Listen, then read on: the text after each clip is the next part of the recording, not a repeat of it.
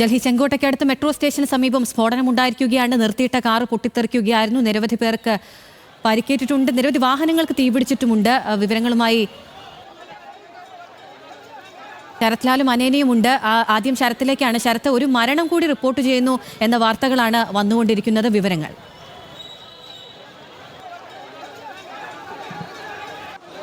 അതെ, ഒരാൾ കൊല്ലപ്പെട്ടു, സ്ഫോടനത്തിൽ മരണപ്പെട്ടു എന്നുള്ള വാർത്തകളാണ് ഇപ്പോൾ പുറത്തു വരുന്നത്. 18ഓളം പേർക്ക് പരിക്കേറ്റു എന്നൊരു വാർത്തകളും പുറത്തു വരുന്നുണ്ട്. ഏതായാലും സ്ഫോടനം നടന്നത് അതിശക്തമായിട്ടാണ് എന്ന കാര്യത്തിൽ യാതൊരു സംശയവുമില്ല. 8 കാറുകൾ പൂർണ്ണമായി കത്തിനശിച്ചു എന്നാണ് നമുക്കിപ്പോൾ ലഭിക്കുന്ന വിവരം. അതായത് സ്ഫോടനം നടന്ന കാറ് പോലെ 8 കാറ് കൂടി സമീപത്തുള്ള സ്ഫോടനത്തിൽ നശിച്ചു എന്ന് വേണം നമുക്ക് ഇപ്പോൾ ഏറ്റവും ഒടുവിൽ ലഭിക്കുന്ന വിവരം. ഏതായാലും ഒരു കാര്യം ഉറപ്പാണ്, അതിശക്തമായ സ്ഫോടനമാണ് നടന്നത്. ഇത് ഡൽഹി പോലീസ് സ്ഥിരീകരിക്കുന്നുണ്ട്. അതേപോലെ ജാഗ്രതാ നിർദ്ദേശം ഡൽഹിയിൽ അതിജാഗ്രതാ നിർദ്ദേശമായി നൽകിയിട്ടുണ്ട്. അതായത് ജനങ്ങളോട് പുറത്തിറങ്ങരുത് എന്നുള്ള രീതിയിൽ, മാർക്കറ്റുകളിൽ നിന്ന് മാറി നിൽക്കുക എന്നുള്ള രീതിയിലേക്ക്, കാരണം ഒരു സീരിയൽ ബ്ലാസ്റ്റിലേക്ക് കാര്യങ്ങൾ എത്തുമോ എന്നൊരു ഭയമായിരിക്കാം ഇതിന് കാരണം.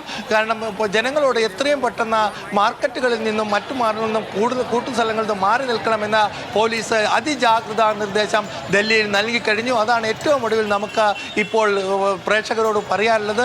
ഡൽഹിയിൽ മാർക്കറ്റ് അതേപോലെ തന്നെ ആൾ കൂടുന്ന ഇടങ്ങളിൽ നിന്ന് മാറി നിൽക്കണം. ബസ്സുകളിലും മറ്റു തീവണ്ടി സ്റ്റേഷനിലും മെട്രോ സ്റ്റേഷനിലും ഒക്കെ അതീവ ജാഗ്രതാ നിർദ്ദേശം നൽകിക്കഴിഞ്ഞു. പോലീസ് ഈ കാര്യങ്ങളും പോലീസ് ബോംബ് സ്ക്വാഡുകളും ഈ കാര്യങ്ങളിലേക്ക് CRPFന്റെ ബോംബ് സ്ക്വാഡുകളെ പോലും ഡൽഹി പോലീസിനെ സഹായിക്കാൻ നിയോഗിച്ചിട്ടുണ്ട്. ഏതായാലും ഒരു കാര്യം, വളരെ ശക്തമായ രീതിയിൽ തന്നെയാണ് സ്ഫോടനം നടന്നത് എന്ന് ഇപ്പോൾ പോലീസ് സ്ഥിരീകരിക്കുന്നു. മരണസംഖ്യ ഇനിയും ഉയരാനുള്ള സാധ്യതയാണ് സ്ഫോടനത്തിൻ്റെ ഭീകരത കാണുമ്പോൾ നമുക്ക് അനുമാനിക്കാൻ കഴിയുന്നത്. എന്നാൽ ഇക്കാര്യത്തിൽ ഇപ്പോൾ നിലവിൽ നമുക്ക് ലഭിക്കുന്ന വിവരം ഒരാൾ കൊല്ലപ്പെട്ടു, ഈ ഒരാൾ സ്ഫോടനത്തിൽ കൊല്ലപ്പെട്ടു എന്ന് മാത്രമാണ്. നിരവധി പേർക്ക് പരിക്കേറ്റു എന്നും പറയുന്നുണ്ട്. ഏതായാലും 18 പേർക്ക് പരിക്കേറ്റു എന്നാണ് പ്രാദേശികമായിട്ട് അവിടെയുള്ള പ്രാദേശികമായ ആൾക്കാർ മാധ്യമങ്ങളോട് പങ്കുവെച്ചത്. എന്നാൽ ഇത് സ്ഥിരീകരിക്കാൻ പോലീസ് തയ്യാറായിട്ടില്ല. സ്വാഭാവികമായിട്ടും ആ പ്രദേശം മുഴുവൻ ഇപ്പോൾ പോലീസിൻ്റെ വലയത്തിനുള്ളിലാണ്. ഫയർ എഞ്ചിനുകൾ ഇപ്പോൾ എത്തിയിട്ടുണ്ട്, ഫോറൻസിക് സംഘം എത്തിയിട്ടുണ്ട്, ബോംബ് സ്ക്വാഡ് എത്തിയിട്ടുണ്ട്, നിരവധി പോലീസ് വാഹനങ്ങളും സംഭവ സ്ഥലത്ത് എത്തിയിട്ടുണ്ട്. ലാൽക്കിലയിലെ ജമാ മസ്ജിദിലേക്ക് പോകുന്ന മെട്രോ സ്റ്റേഷൻ്റെ 1-ാം നമ്പർ ഗേറ്റിന് മുമ്പിലാണ് സ്ഫോടനം നടന്നത്. 6:54 അടുപ്പ സ്ഫോടനം നടന്നു എന്നാണ് നമുക്ക് ഇപ്പോൾ ലഭിക്കുന്ന പ്രാഥമിക വിവരം. എന്നാൽ 6:55 ആദ്യത്തെ കോൾ ഫയർ സർവീസിനും പോലീസിനും ലഭിക്കുന്നത്. സ്ഫോടനം നടന്ന ഉടനെ തൊട്ടടുത്ത കടകളിൽ നിന്നാണ് ഈ ഫോൺ ലഭിച്ചത് എന്നാണ് പോലീസ് വൃത്തങ്ങൾ ഇപ്പോൾ പറയുന്നത്. ഏതായാലും ഈ കാര്യങ്ങളൊക്കെ ഇപ്പോൾ CCTV മെട്രോ സ്റ്റേഷനായതുകൊണ്ട് CCTV ഫുട്ടേജുകൾ പൂർണ്ണമായും ലഭ്യമാണ്. അതുകൊണ്ട് തന്നെ സ്ഫോടനവും ലൈവായി തന്നെ CCTVയിൽ റെക്കോർഡ് ചെയ്യപ്പെട്ടിട്ടുണ്ട്. ഈ കാർ പാർക്ക് ചെയ്ത് റെക്കോർഡ് ചെയ്തിട്ടുണ്ടെന്നാണ് പോലീസിൻ്റെ ഒരു ഉന്നത ഉദ്യോഗസ്ഥൻ നമ്മളോട് ഇപ്പോൾ ഇത് സംബന്ധിച്ച ടെലിഫോണിൽ കൂടി സംസാരിച്ചപ്പോൾ വ്യക്തമാക്കിയത്. അതുകൊണ്ട് തന്നെ എന്താണ് സ്ഫോടനം എന്ന കാര്യങ്ങളൊക്കെ അല്പനിമിഷം കൊണ്ട്, അല്പമണിക്കൂറുകൾ കൊണ്ട് പുറത്തു വരുമെന്ന കാര്യത്തിൽ യാതൊരു സംശയവുമില്ല. എന്നാലും തൊട്ടടുത്തുള്ള കെട്ടിടങ്ങളുടെ ചില്ലുകൾ പോലും തകരുന്ന സ്ഫോടനമാണ് നടന്നത്.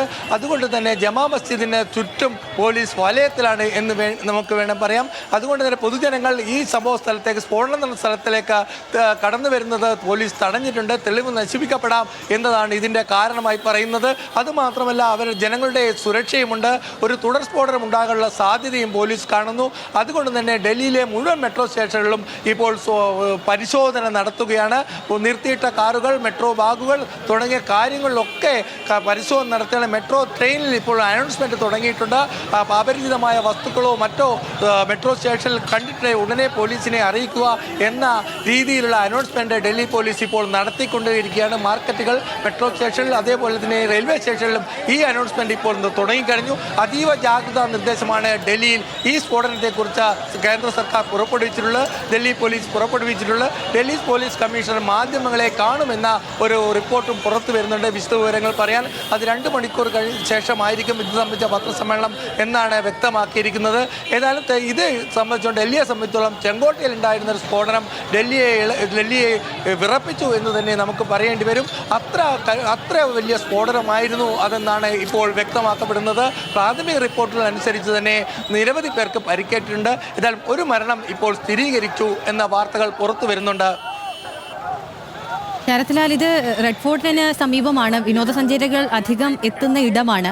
അങ്ങനെ ആ കണക്കിന് അല്ലെങ്കിൽ വിനോദസഞ്ചാരികൾ ഒരുപാട് എത്തുന്ന ഇടത്ത് തന്നെയാണോ ഈ സ്ഫോടനം ഉണ്ടായിരിക്കുന്ന ഈ പെർട്ടിക്കുലർ ഏരിയയിൽ?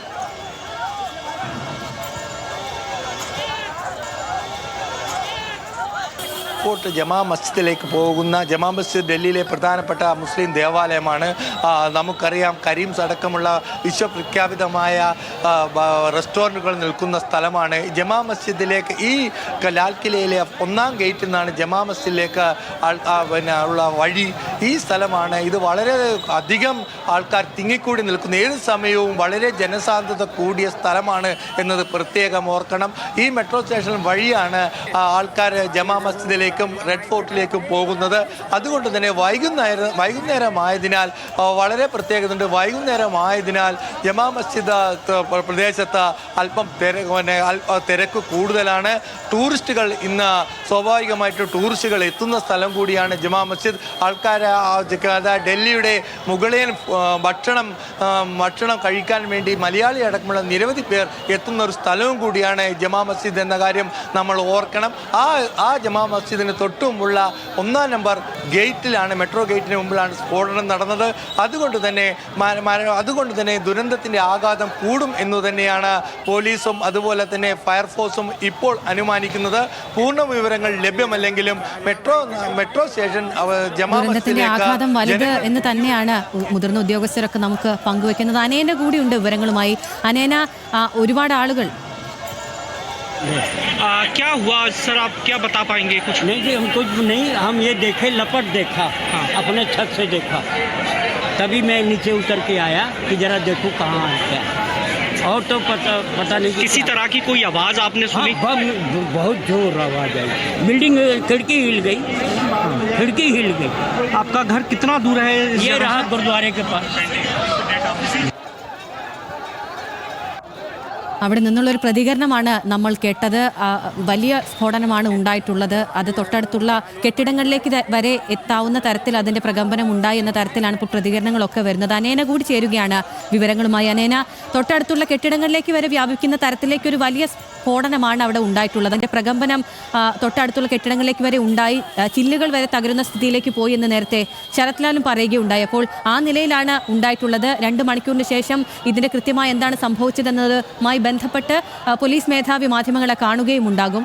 എന്തൊക്കെയായിരിക്കും ഇനിയുള്ള നടപടിക്രമങ്ങൾ? ഈ ദൃക്സാക്ഷികളുടെ അടക്കം പ്രതികരണങ്ങളിൽ നിന്നും മനസ്സിലാക്കുന്നത് ഉഗ്രസ്ഫോടനം തന്നെയാണ് നടന്നിട്ടുള്ളത് എന്നാണ്. നേരത്തെ ശരത്ത് തന്നെ വിവരങ്ങൾ പങ്കുവച്ചതിലൂടെ നമുക്ക് അറിയാൻ സാധിച്ചത് തൊട്ടടുത്തുള്ള കടകളിലേക്കും മറ്റുമൊക്കെ ഇതിൻ്റെ ആഘാതം, തൊട്ടടുത്ത കടകളിലൊക്കെ ഇതിൻ്റെ ആഘാതം ഉണ്ടായി എന്നാണ്, കേടുപാടുകൾ സംഭവിച്ചു എന്ന് തന്നെയാണ്. എന്തായാലും വലിയ ഒരു സ്ഫോടനം തന്നെയാണ് ഉണ്ടായതെന്നാണ് ദൃക്സാക്ഷികൾ അടക്കം പറഞ്ഞു വെക്കുന്നത്. 3 കാറിലേക്കും, ഈ പൊട്ടിത്തെറിച്ച കാറ് കൂടാതെ മറ്റ് 3 കാറിലേക്കും തീ പടരുന്ന ഒരു സാഹചര്യം കൂടി ഉണ്ടായി. നിലവിൽ എന്തായാലും അവിടെ പരിശോധനയടക്കം നടത്തി വരികയാണ്.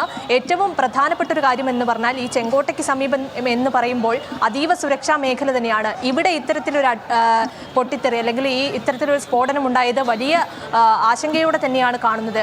ഇത്രയും അതീവ സുരക്ഷാ മേഖലയായ ഈ ഒരു പ്രദേശത്ത് എങ്ങനെ ഇത്തരത്തിലൊരു സ്ഫോടനം ഉണ്ടായി എന്നത് വലിയ ചോദ്യങ്ങളാണ് ഉന്നയിച്ചുകൊണ്ടിരിക്കുന്നത്. അട്ടിമറി സംശയമടക്കം ഇപ്പോൾ നിലവിലുണ്ട്. പക്ഷേ അതിൻ്റെ ഒന്നും വിവരങ്ങൾ ഇതുവരെ പുറത്തു വന്നിട്ടില്ല എന്നതാണ് ഏറ്റവും പ്രധാനപ്പെട്ട ഒരു കാര്യം.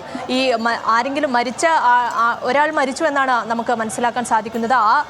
ആൾ തന്നെ തിരിച്ചറിയാൻ സാധിച്ചോ എന്നുള്ള വിവരങ്ങളൊന്നും തന്നെ ലഭ്യമല്ല. പരിക്കേറ്റവരെ നിലവിൽ എന്തായാലും ഡൽഹിയിലെ വിവിധ ആശുപത്രികളിലേക്ക് കൊണ്ടുപോകുന്നു എന്നാണ് മനസ്സിലാക്കാൻ സാധിക്കുന്നത്.